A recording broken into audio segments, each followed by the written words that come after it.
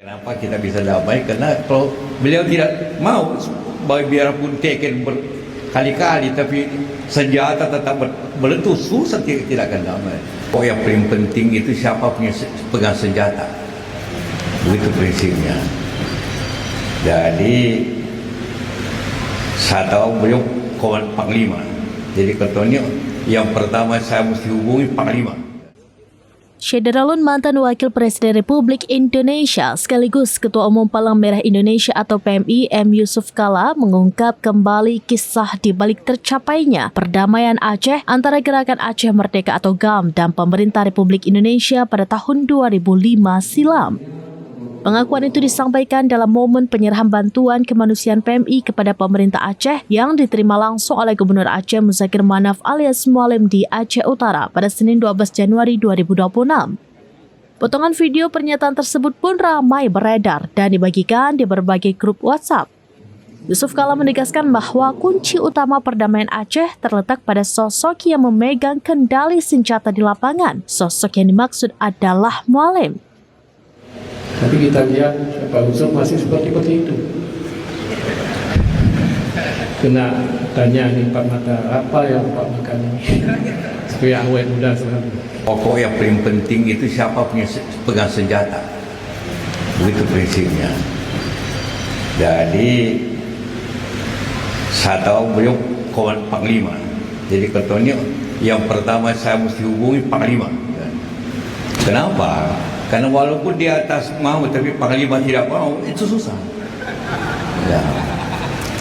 Jadi pertanyaannya kemudian, siapa yang bisa berhubungan dengan Pak Mualim? Saya dikasih tahu bahwa dia sangat mendengar ibunya, Ibunda Almarhum. Karena bagaimana menghubungi Ibunda? Maka saya undang ke Jakarta oleh Pak Abdullah Putih.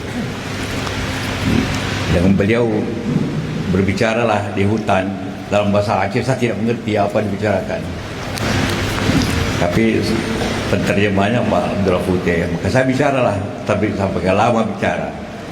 Kesimpulannya begini, kita mau damai. Dan bilang terserah yang di pimpinannya di luar negeri.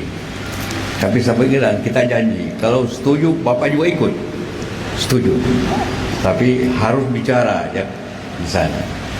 Jadi karena itulah maka beliau ada pemimpin yang kuat, tapi sekaligus disiplin kepada di atas lagi. Jadi kenapa kita bisa damai? Karena kalau beliau tidak mau, biarpun Teken berkali-kali, tapi senjata tetap meletus, susah tidak akan damai.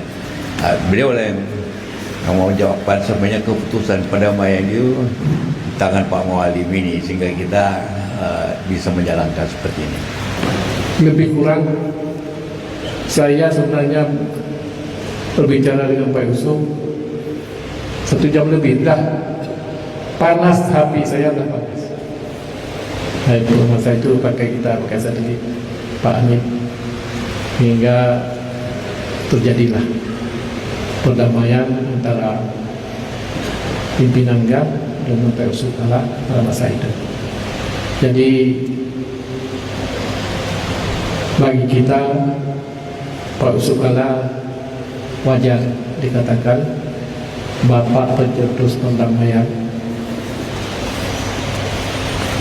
masa itu tahun 2005 sehingga akhir dan damai sampai sekarang.